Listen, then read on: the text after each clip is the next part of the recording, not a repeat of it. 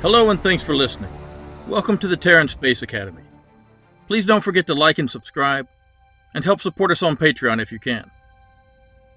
We now have Academy-themed gear available.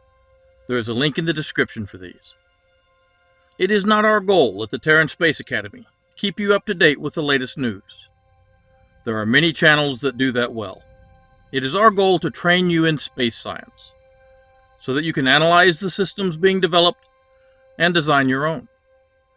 That is why we will sometimes run step by step through the equations that make spaceflight understandable. SpaceX has announced that they will soon launch a spaceship into orbit. We would like to take a moment to bask in the glory of not being completely wrong on a prediction.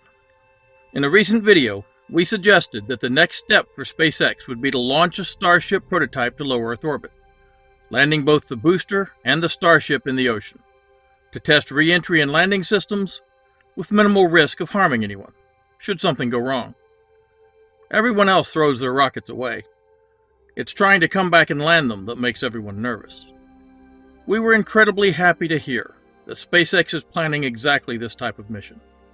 SpaceX will fuel and test a booster and Starship as early as July of this year, to fly most of the way around the Earth. According to the filing with the Federal Communications Commission, they will launch from Starbase, Texas, and go into low Earth orbit for a 90-minute mission. Let's look at what the article tells us and see what we can calculate about this mission. First, I'm not sure if they really mean into orbit or just into space. The minimum orbital velocity for a stable low Earth orbit is 7.8 kilometers per second. The minimum altitude for low Earth orbit is anything above 100 kilometers. Though you really need to be above 150 to avoid excessive atmospheric drag. The maximum altitude, before you go into middle Earth orbit, is 2,000 kilometers above the mean radius of the Earth's surface. The mean radius of the Earth is 6,378 kilometers. The Starship with a booster is capable of a ballistic flight to anywhere in the world. A ballistic flight is not the same as an orbital flight. A Starship on a ballistic flight would go into space, but not necessarily go into a stable orbit. The difference is that to be in a stable orbit, it is necessary to be above the atmosphere, with enough horizontal velocity to balance the force of gravity pulling the ship toward the center of the Earth with the centrifugal force of the curved path pulling the ship away from the Earth. In a ballistic trajectory, this horizontal velocity is not achieved, and the ship falls back on its own. In this lesson, we will analyze the mission to see what it will involve, and become familiar with stable orbits and orbital velocity, and we will get a rough understanding of circular orbits, and strengthen our understanding of delta V, learning to differentiate delta V from orbital velocity. According to the FCC filing, the booster will fire for 2 minutes and 49 seconds. Release the Starship, then boost back and land, coming back about 8 minutes and 15 seconds after launch, to touch down in the water off the Gulf of Mexico 20 kilometers from shore. This is the flight path of the booster filed by SpaceX. The booster may come down on a drone ship or be recovered from the water. The Starship will have separated from the booster 2 seconds after booster main engine cutoff. That would be 2 minutes and 51 seconds into the flight, or T plus 171 seconds. The booster would still be on its way back at this point. The Starship will continue around the Earth, taking around 90 minutes total before re-entering the atmosphere. Let's take a look at what this will involve. The Starship system starts with a booster. The empty or dry mass of the booster is 180 tons.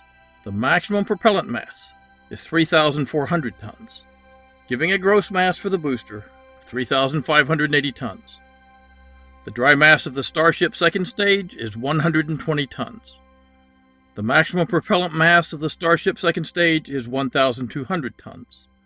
The Starship can carry 100 tons to low Earth orbit. That makes the maximum gross mass of the Starship second stage as 1,420 tons. You'll notice I keep saying Starship second stage because the entire system is called Starship and the second stage is called Starship. We'll differentiate those this way. If we add these two masses together, we will get a total initial mass of the entire Starship system, with payload, of 5,000 tons or 5 million kilograms. Let's assume for this mission that there will be no payload or mass simulator That takes off 100 tons or 100,000 kilograms and brings our total gross mass to 4,900,000 kilograms if both stages are fully fueled. How much does that weigh on Earth? The force of gravity on the surface of the Earth is 9.81 meters per second squared. If we multiply this by the mass, we get a weight of 48,069,000 newtons. Now let's look at our engines. We have been told that the Super Heavy booster will have 28 Raptor engines. The maximum output of the Raptor engine is rated at 2,210 kilonewtons.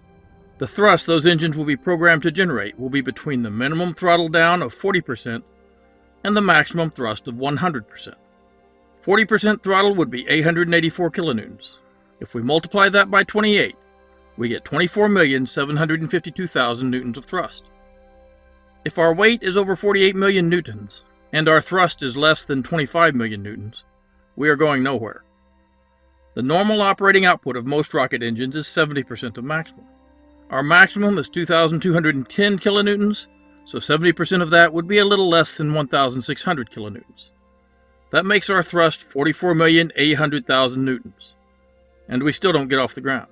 90% of maximum thrust would be about 2,000 kilonewtons, giving us a total thrust with all 28 Raptors of 56 million newtons. This would get us off the launch pad with a thrust-to-weight ratio of 1.16.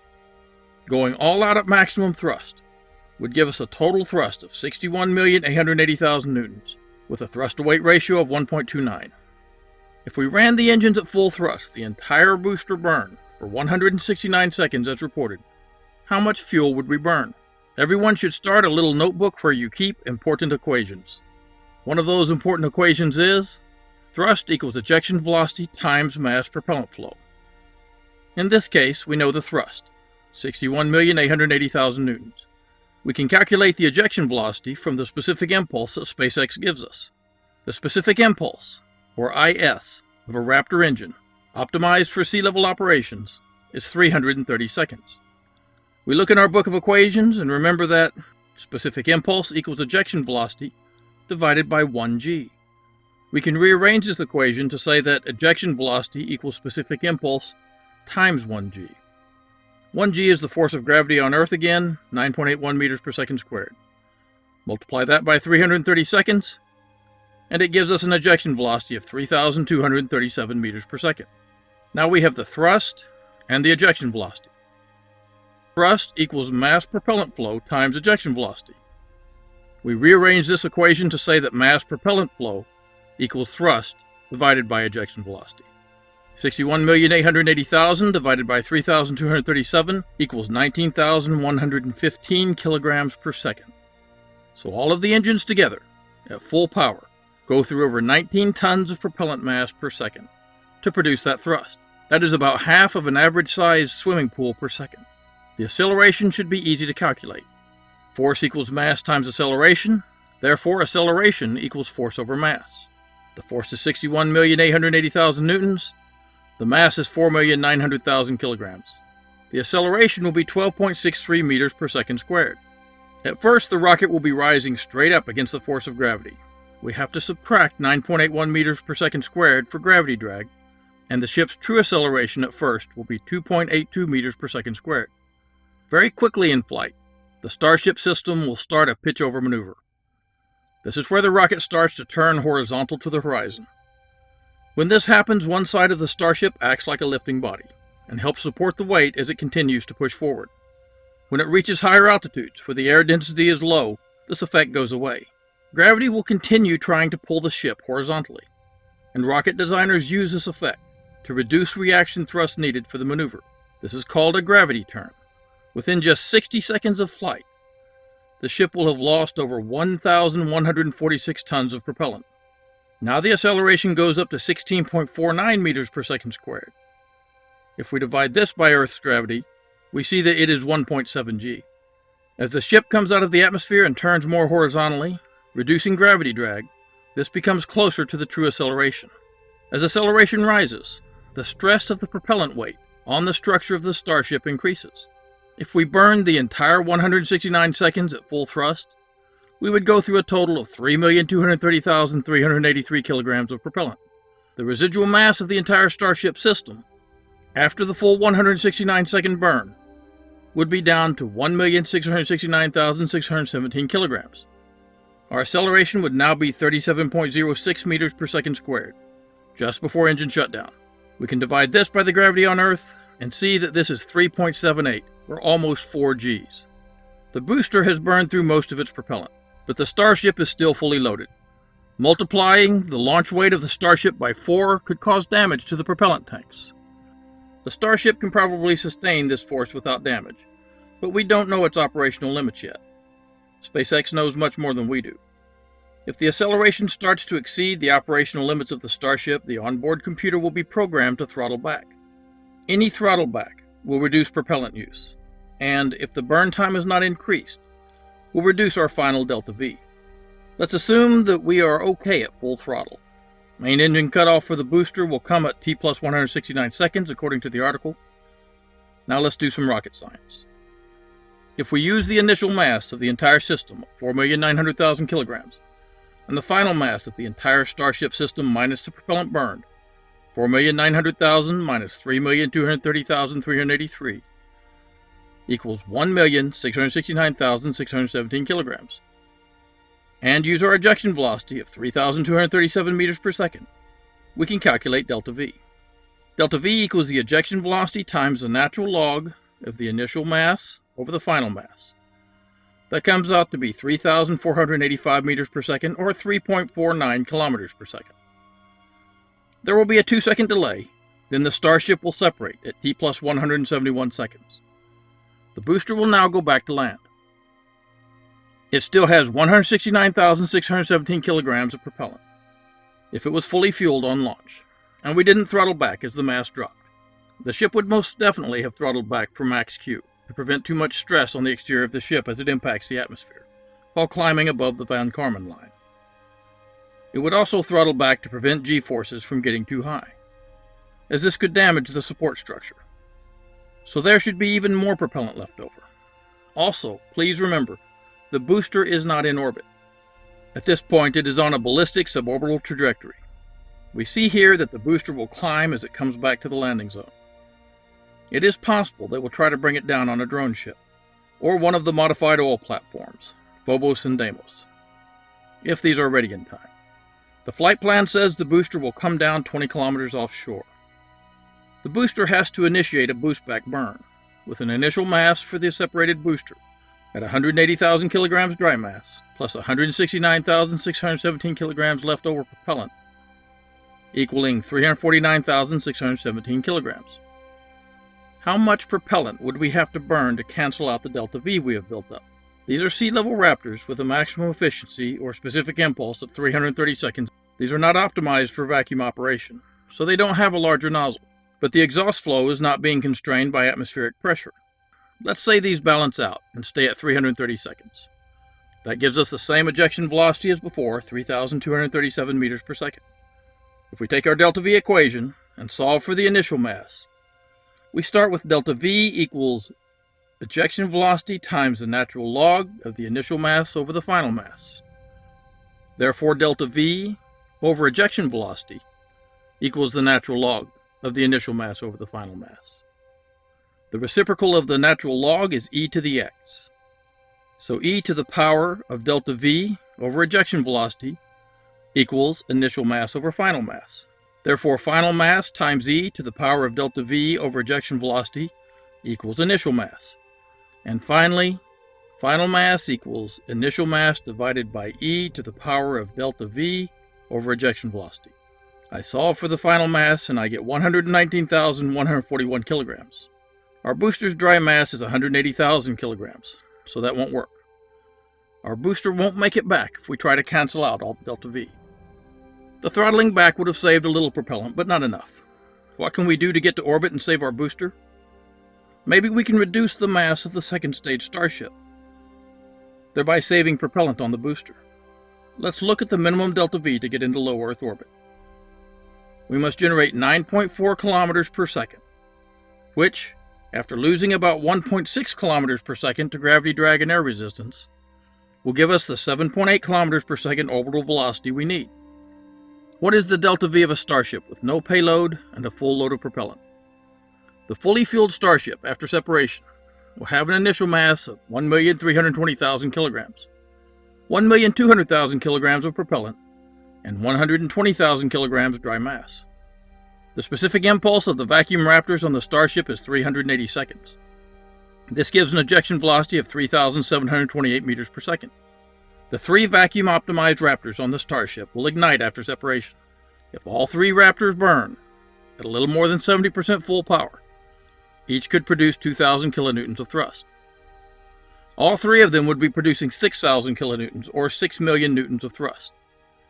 If we divide that thrust by the ejection velocity, we will get the total mass propellant flow. 6 million divided by 3,728 equals 1,610 kilograms per second. If we burned that much propellant every second, and we started with 1,200,000 kilograms of propellant, we can burn for just a little less than 746 seconds, or 12 minutes and 26 seconds. That burn would get the Starship delta V of 8.94 kilometers per second. Adding that to the booster delta V would give us a total delta V of 12.42 kilometers per second. But that's more than we need. We just wanted to get to 9.4 kilometers per second, and save the extra propellant to come back and land. How much propellant do we need to land? Only one Starship has ever landed successfully. Starship serial number 15 landed with 2 engines burning. Let's watch that landing and time how long the engines fired. I see it lighting up at 5 minutes 43 seconds.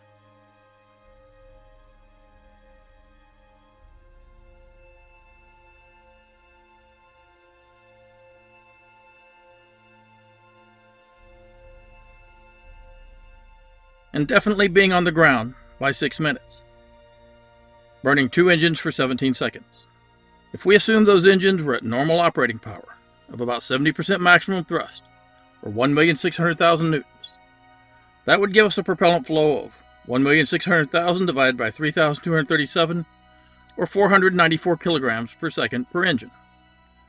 That gives us 988 kilograms per second total propellant used over 17 seconds, equaling 16,804 kilograms of propellant to land.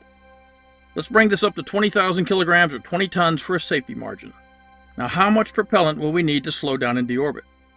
We know that after our deorbit, we need to have a mass of at least 140,000 kilograms.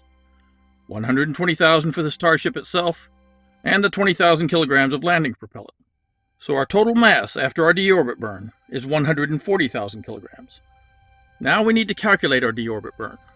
If we limit our orbital velocity to 7.8 kilometers per second, or 7,800 meters per second, remember that this is not our reentry velocity, or we would just stay in orbit. We need to do the deorbit burn, putting us on a ballistic trajectory to contact the Earth's atmosphere at the right place over the Pacific Ocean landing zone. First, let's calculate our orbital altitude. For a circular orbit around a massive body like a planet, we can do that with this equation. Orbital velocity equals the square root of the constant mu over the orbital radius from the center of the Earth. Write this one down. V is the orbital velocity. Mu is the gravitational constant times the mass of the Earth. It will always be 3.983 times 10 to the 14 meters cubed per second squared. A is the radius of the orbit from the center of the Earth. The Earth itself has a mean radius of 6,378 kilometers, or 6,378,000 meters. If we subtract the radius of the Earth from the radius of the orbit, we will have the altitude we wanted. In this case, we know the velocity, and we need to find the orbital radius. If we rearrange the equation, we can say that orbital velocity squared equals mu over a. Then a times the orbital velocity squared equals mu. And finally, a equals mu over the orbital velocity squared. Our orbital velocity is 7,800 meters per second. I put that into the equation, and I get 6,546,680 meters, or 6,547 kilometers. We subtract the radius of the Earth, 6,378 kilometers, and we get 169 kilometers. If we bring our Starship down from 169 kilometers to below 100 kilometers, the Van Karman line, it will start being slowed down by atmospheric drag, and we don't have to burn propellant to slow down. The Starship will reach a terminal velocity and come down in a ballistic arc. Let's drop down to 90 kilometers or 90,000 meters to be safe. How much propellant do we need to expend to come from an orbital altitude of 169 kilometers to one of 90 kilometers? The orbital velocity at 169 kilometers is 7,800 meters per second. We can use this same equation to calculate the orbital velocity at 90 kilometers, which is 90,000 meters above the Earth. The orbital radius will be the radius of the Earth, 6,378,000 meters, plus the orbital altitude, 90,000 meters, giving us 6,468,000 meters. We know that orbital velocity equals the square root of mu over orbital radius, so the square root of 3.983 times 10 to the fourth power divided by 6,468,000 equals 61,580,087. The square root of this is 7,847, giving us 7,847 meters per second orbital velocity at 90 kilometers altitude. That gives us a difference of 47 meters per second between the two orbits. We need a change in velocity of 47 meters per second. If delta V equals the ejection velocity times the natural log of initial mass over final mass, and we know our desired final mass, 140,000 kilograms, and we know our ejection velocity, the Starship will use its vacuum-optimized Raptors, so the specific impulse is 380, and the ejection velocity is 3,728 meters per second. Now we need to solve for initial mass. We start to rearrange our equation.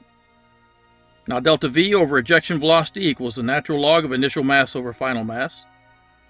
If e to the x power is the reciprocal of the natural log, then e to the power of delta V over ejection velocity equals the ratio of initial mass to final mass. Therefore, final mass times e to the power of delta V over ejection velocity equals initial mass. E is the constant 2.7183, and we get 1.0128. Multiply that times 140,000, and we get 141,788. So before our deorbit burn, we need to have the dry mass of Starship, 120,000 kilograms, plus 20,000 kilograms we calculated we would need to land, and 1,788 kilograms of propellant for our deorbit burn, to drop down out of orbit into the atmosphere. Let's make that an even 2,000 kilograms for a safety margin, and our final mass for the Starship is 142,000 kilograms. Our booster gives us 3.49 kilometers per second of delta V. Even though the low Earth orbital velocity is 7.8 kilometers per second, remember that we need a margin of 1.3 to 1.8 kilometers per second for gravity drag and air resistance. We settled on 1.6 kilometers per second. This brings us up to 9.4 kilometers per second. 9.4 kilometers per second is usually considered the absolute minimum to get a rocket to orbit. We have 3.49 kilometers per second from the booster, so we need 5.92 kilometers per second, or 5,920 meters per second delta V from the Starship. We can use the same equation we used earlier to find the initial mass. Our final mass before deorbit burn and landing will be 142,000 kilograms. Initial mass equals final mass times e to the power of delta V over ejection velocity. Initial mass equals 142,000 times 2.7183 to the power of 5,920 over 3,728. I solve this equation and get a minimum initial mass for the Starship of 693,988 kilograms. So with a dry mass of 120,000 kilograms and a propellant mass of 573,988 kilograms, we will be able to get our Starship into orbit, deorbit, and land. Now our Starship has much less mass than when fully loaded with propellant. The fully loaded Starship was 1,320,000 kilograms. Our new mass is only 693,988 kilograms. Now we can go back and save our booster. Remember that our booster did not have enough propellant to burn back and land. We can go back and calculate a fully fueled booster with this lighter Starship, and see how much propellant we will have left over. Our initial mass will now be the fully fueled booster, 3,580,000 kilograms, and our final mass before stage separation will be the empty booster, 180,000 kilograms, plus the new mass of our Starship, 693,988 kilograms. That gives us 873,988 kilograms at first stage burnout, instead of the 1,669,617 kilograms we had before. That's because we had planned to load 1,200,000 kilograms of propellant on the Starship, and found we only needed 573,988 kilograms for the Starship to safely come back. With that new first stage burnout mass, we can see how much propellant the first stage will need to burn, and how much it can save. The initial mass is now 3,580,000 kilograms for the booster, plus 693,988 kilograms for the Starship, for a total of 4,273,988 kilograms, down from the 4,900,000 kilograms we had before.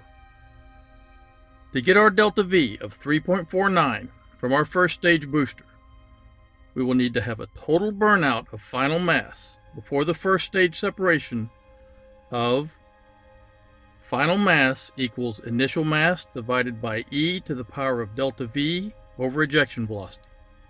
And we put in our values. We get a final mass at first stage MECO of 1,456,339 kilograms. We separate our Starship and subtract its mass of 693,988.